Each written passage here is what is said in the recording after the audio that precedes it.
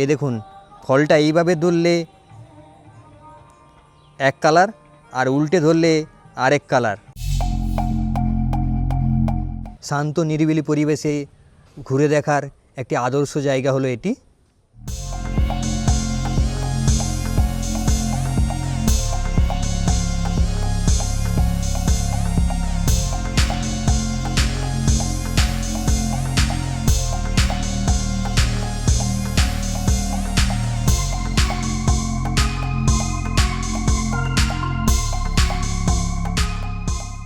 Hello guys, welcome back to my channel.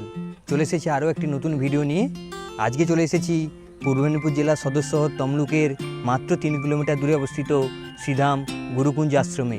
উইকেন্ডে কিংবা একদিনের ছুটিতে শান্ত নিরিবিলি পরিবেশে ঘুরে দেখার একটি আদর্শ জায়গা হলো এটি। প্রথমে বলি কিভাবে আসবেন এখানে। এখানে আসার জন্য আপনাদের মেচাদা হলদিয়া ভায়া তমলুকগামী বাস ধরে নামতে হবে আস্তাড়াতে। আস্তাড়া কালী মন্দির স্টপেজে নেমে মাত্র 5 মিনিটের হাঁটা পথেই চলে আসবেন এই শ্রীধাম গুরুকুঞ্জ আশ্রমে। মন্দিরে প্রবেশ করেই ডান দিকে রয়েছে জুতো রাখার জায়গা। এখানে জুতো রেখে আপনারা আশ্রমে প্রবেশ করতে পারবেন। এবং বাঁ দিকে রয়েছে বেশ কয়েকটি দোকান। এখানে সমস্ত নিরামিষ খাবার দাবার আপনারা পেয়ে যাবেন। রয়েছে নিরামিষ ফুচকারও ব্যবস্থা এবং ভেতরে বাইক পার্কিংয়েরও জায়গা রয়েছে। তাই বাইক কিংবা সাইকেল নিয়ে এলে এখানে পার্কিংয়ের কোনো অসুবিধা হবে না। পার্কিংয়ের সামনে রয়েছে আশ্রমের অফিস। এখান থেকে আপনারা আশ্রমের সমস্ত তথ্য পেয়ে যাবেন এবং এখান থেকেই সকালের ভোগ প্রসাদের কুপনও পেয়ে যাবেন। প্রসাদ কুপনের মূল্য 50 টাকা করে। খুব শান্ত নিরিবিলি পরিবেশে রয়েছে এই আশ্রমটি এবং দেখুন চারপাশটা কীরকম সুন্দরভাবে সাজিয়ে তোলা রয়েছে।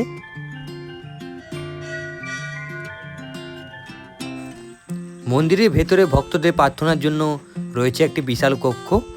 এখানে প্রধান দেবতা হিসেবে পূজিত হন শ্রী শ্রী শ্যামসুন্দর জিউ এবং সঙ্গে রয়েছে জগন্নাথ দেব, বলরাম দেব ও সুভদ্রা দেবী এবং রাধাকৃষ্ণের একটি মূর্তিও রয়েছে এখানে। এখানে একটি পোস্টারে মন্দিরের সমস্ত সময়সূচি দেওয়া রয়েছে। এই সময়সূচি অনুযায়ী সমস্ত কিছু দেখে আপনারা মন্দিরে আসতে পারেন। এখানে একটি ছোট্ট মহাদেবেরও মন্দির রয়েছে, বাবা বিশ্বেশ্বরের মন্দির, প্রতিষ্ঠা 30শে জ্যৈষ্ঠ 1425 সালে। এই বাবা বিশ্বেশ্বর মন্দিরের পাশেই একটি বড় হরিতকি ফলের গাছ রয়েছে। অনেক হরিতকি ফলও হয়ে আছে। হরিতকি ফলের একটা বিশেষত্ব দেখাই আপনাদের। এই দেখুন ফলটা এইভাবে ধরলে এক কালার আর উল্টে ধরলে আরেক কালার। এবং পাশেই সুন্দরভাবে সিমেন্ট দিয়ে একটি মহাপ্রভুর জন্মস্থানের চিত্র ফুটিয়ে তোলা রয়েছে। দেখুন কি সুন্দরভাবে সাজিয়ে তোলা হয়েছে। এবং পেছনেই শ্রী চৈতন্যদেবের একটি পটচিত্র ফুটিয়ে তোলা রয়েছে, খুব সুন্দরভাবে নকশা করা রয়েছে রং দিয়ে। এখানে একটা গৌরনিতায়েরও মন্দির রয়েছে, শিবা অঙ্গন। ভিতরে সিমেন্টের খুব সুন্দরভাবে গৌরনিতায়ের প্রতিকৃতি ফুটিয়ে তোলা রয়েছে। তার পাশেই রয়েছে শ্রী শ্রী শ্যামসুন্দর জিউর গুরুদেবের মন্দির, শিল ভক্তিভূষণ দাস বাবাজির মন্দির। মন্দিরের পাশেই একটি বইয়ের দোকানও রয়েছে। এখান থেকে আপনারা আশ্রমের বিভিন্ন বই এবং পটচিত্র এবং বিভিন্ন ঠাকুরের প্রতিকৃতি, ফটো ফ্রেম সব কিছু পেয়ে যাবেন। সঙ্গে তুলসীমালা ও আরও বিভিন্ন জিনিস পেয়ে যাবেন এখান থেকে।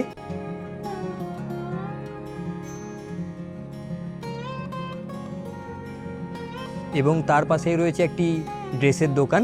এখান থেকে আপনারা ভক্তদের বিভিন্ন রেডিমেড পোশাক পেয়ে যাবেন।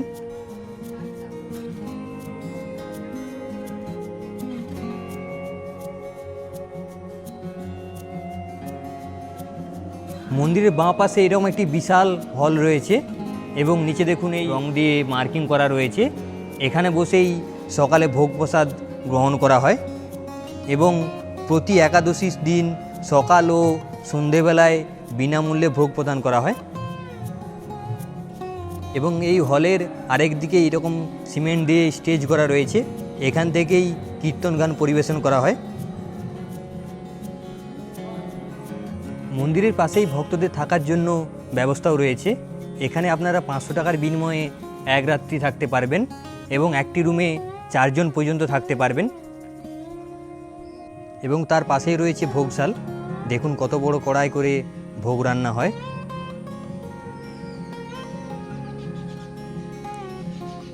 মাটির উনুনে কাঠের জাল দিয়ে এখানে ভোগ রান্না হয়। মন্দিরের পাশেই একটি ছোট্ট পার্ক রয়েছে, শ্রীধাম গুরুকুঞ্জ আশ্রমের নববৃন্দাবন। এখানে ছোট ছোট ছেলে মেয়েদের খেলা করার জন্য বিভিন্ন রাইড রয়েছে। এছাড়াও রয়েছে বোটিংয়ের ব্যবস্থা এবং পাতাবাহার গাছ ও ফুল দিয়ে খুব সুন্দরভাবে পার্কটাকে সাজিয়ে তোলা রয়েছে। এখানে সিমেন্ট দিয়ে 3টি বানরের সেই কথাগুলি ফুটিয়ে তোলা রয়েছে, কু কথা বলবো না, কু কথা শুনবো না ও কু জিনিস দেখবো না। চলুন আপনাদের সিনেম্যাটিক ভিডিওর মাধ্যমে পুরো মন্দির চত্বরটার একটা ট্যুর করিয়ে দেখাই।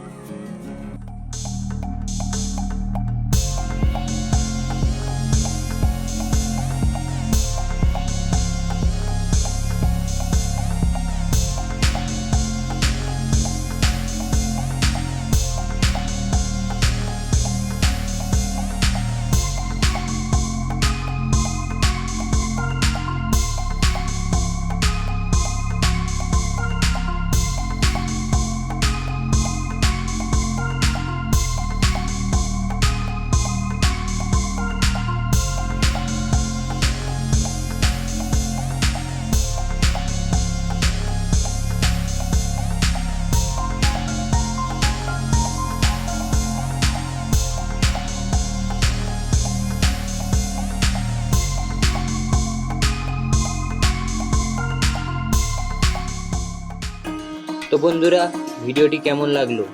যদি ভালো লেগে থাকে লাইক, শেয়ার, কমেন্ট ও সাবস্ক্রাইব করতে ভুলবেন না।